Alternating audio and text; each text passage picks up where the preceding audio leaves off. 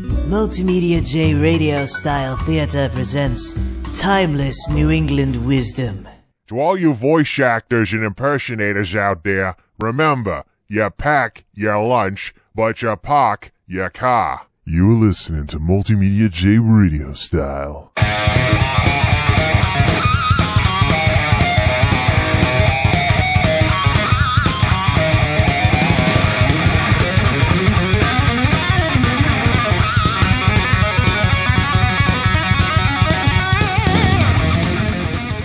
Haven't you heard, folks? Haven't you heard? Net Neutrality won yesterday.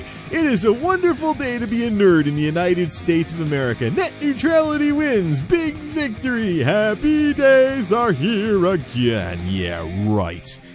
Allow me to be one of the few, or maybe even the lone voice of reason in this whole net neutrality discussion from this week. Net neutrality has not won. As a matter of fact, keep an eye on things and watch out for people try and sabotage what the FCC passed yesterday once the hubbub dies down.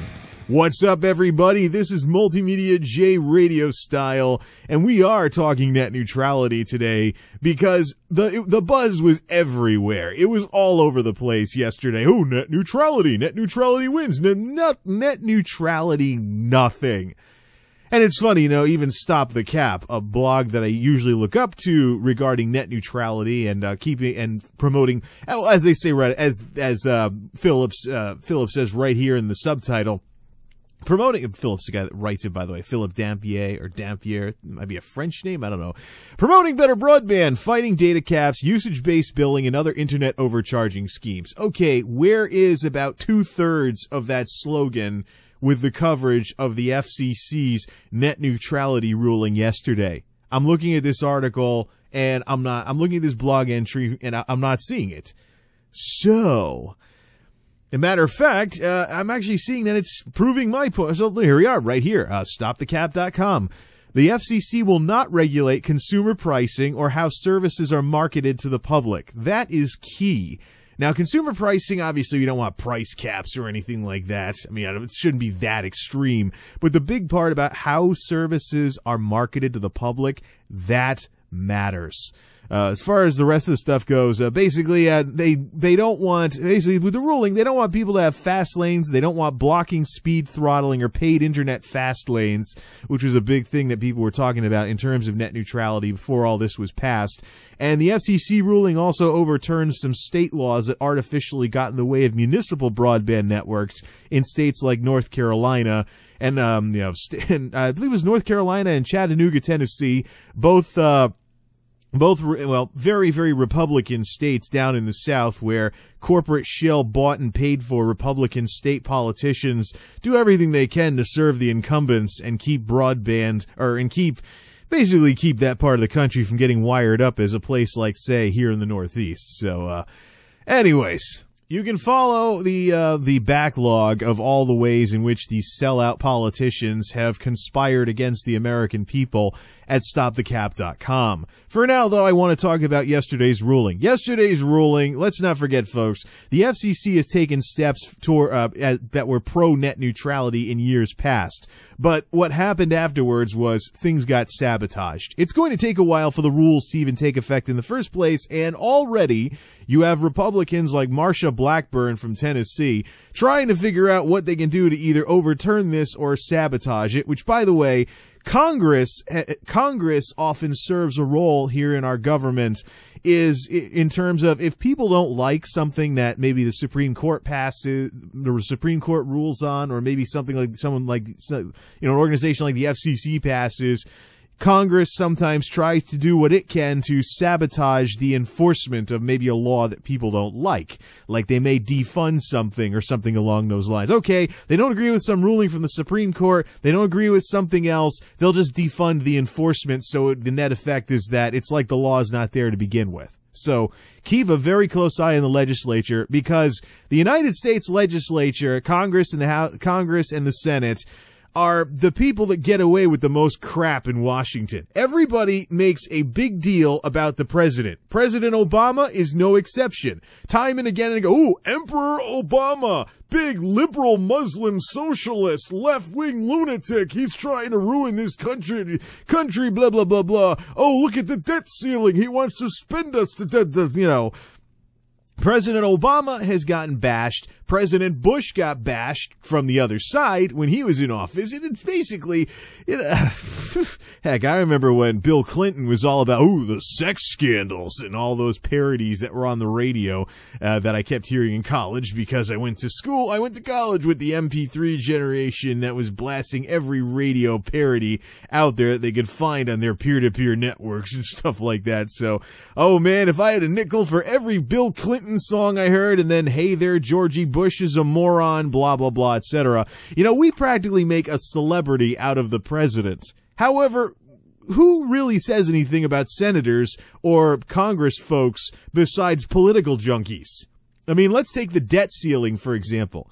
The debt ceiling, CGP Grey here on YouTube has a great video about how the debt ceiling is really just something Congress has up its sleeve to make the president look bad, to bully the president into passing, whatever budget they want. So, out of all the branches of government, our legislature is in the best position to be a total slime ball and towards the American people and get away with it. I mean, people don't, there's a lot of people there, so nobody really sticks out, and this kind of herd setup that they have going on in the legislature means there can be some serious crap taking place, and people aren't going to call them out for it like they would if, say, the president or even the vice president said something controversial or something along those lines. To put the best construction on things, though, and to try and take some of this with a grain of salt and give something the benefit of the doubt here, probably the best thing that I like about this FCC ruling is that broadband is finally being talked about in terms of being a utility. That's the biggest takeaway from all of this, and the biggest thing to celebrate is that people are talking about broadband like it's something like electricity, a fundamental service that is part of American life here in this century as opposed to previous centuries.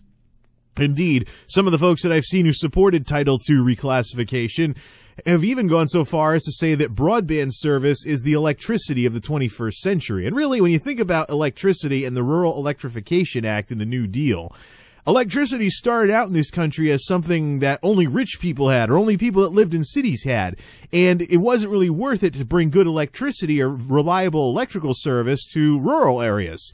You see pictures from around like 1900, 1905, and maybe you'll see electric lights all over the place in cities, but then maybe there might be somebody out in the country that had like a lone light bulb hanging from a single wire on their ceiling or something like that, but yeah, electricity, of course, we had the Rural Electrification Act that helped establish a minimum standard for people having electrical service.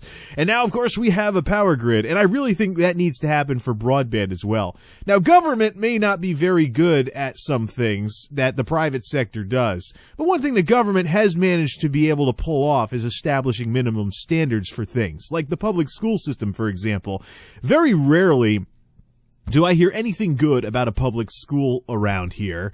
Usually people, public schools, they need more competition with private schools and charter schools and things like that, and school choice, and, well, I suppose it's doable if we make it happen, but the big point is public school, even if it's not all that great of a school district that you go to as a kid, still gives you some basic knowledge and establishes a basic framework for studying on your own.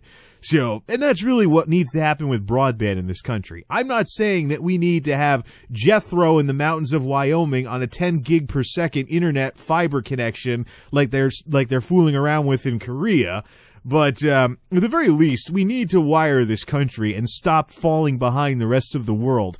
It's embarrassing to hear some of the things that I hear in the news about broadband projects overseas, where government gets more involved and there's more of a public-private partnership in terms of broadband infrastructure and deployment, and the model is more a matter of managed competition rather than the wild, wild west.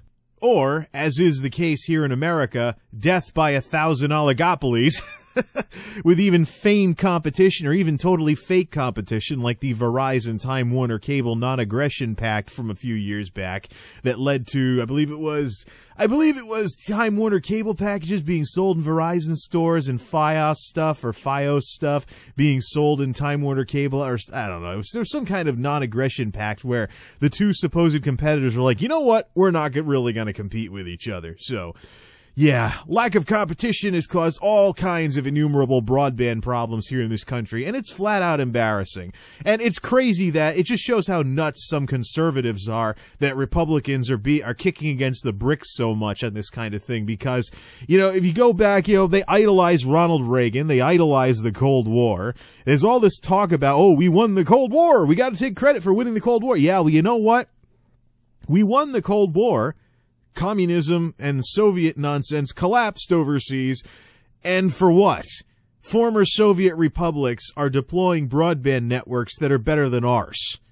I am not kidding. I've read about it. You have to dig to find it because it's not big news on the internet, but, these conservatives that are screaming about socialist internet when it comes to net neutrality, they really need to take a close look at, what's going on in other parts of the world. I mean, so we went to all the trouble to win the Cold War. For what? For former Soviet republics, former communists, to get better at something than we are? Where is the outrage?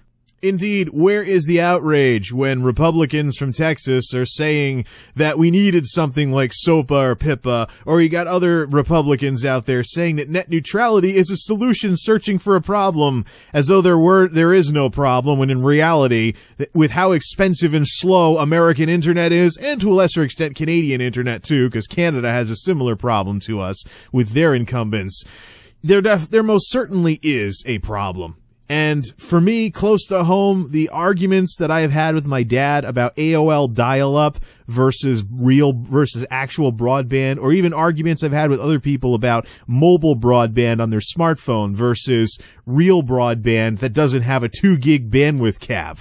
The fact that I even have these arguments is proof that there is a problem with broadband in this country. The fact that broadband that isn't ridiculously restricted is priced out of so many people's budgets, that mobile internet with its stingy caps and all this crap that goes on and the throttling and things like that is essentially being referred to as poor people internet, because that's all the poor are entitled to. Crappy smartphone data plans where you get gouged if you use more than X amount of gigs per month, or you get throttled down to dial-up speeds when you pass X amount of gigs per month, and you can't really enjoy what the internet has to offer. Or better yet, what about Verizon, who's already threatening lawsuits against the FCC's ruling here, and how they're trying to get legal permission to dismantle landline phone networks in order to deploy LTE wireless to their home customers, not just their mobile customers. Oh, and by the way, this 4G LTE, whatever it is, home internet, this cell phone technology-based home internet out in these areas where they can dismantle the landlines, by the way, has a ridiculous bandwidth cap and gouges rural customers. There's not a problem with broadband in this country. Anybody who says that there's not a problem with broadband in this country is either paid off or has their head up their ass. It's that simple. You know what's going to happen? I'm glad that broadband is becoming a political issue in this country, because it was going to become a political issue regardless of whether us loudmouth nerds brought it up first, or whether net neutrality was even a thing at all. We're already seeing it. Let's take Chattanooga and EPB Fiber, for example, over in Tennessee. I've already read about situations where companies are moving from other big cities in Tennessee, like Knoxville, to Chattanooga because they need data services, and the fiber network is a lot more of a bang-for-buck type thing for what they're doing. Now, imagine if that went from being a state issue in the state of Tennessee to a national or an international issue when the United States was losing jobs to more wired countries because companies were relocating there because the infrastructure's better. Then it would probably be more of an issue instead of just, the loudmouth nerds want cheap internet so they don't have to pay for cable. Yeah. There is a problem with broadband in this country. And although I'm not ready to celebrate just yet, I am most certainly glad that at least some kind of step is being taken in the right direction with the FCC. Although, folks, I will not be celebrating anytime soon because, repeat after me, there is still a problem if bandwidth caps still exist. Oh yes, that's right. Where was any discussion about bandwidth caps anywhere in all of this? Nowhere.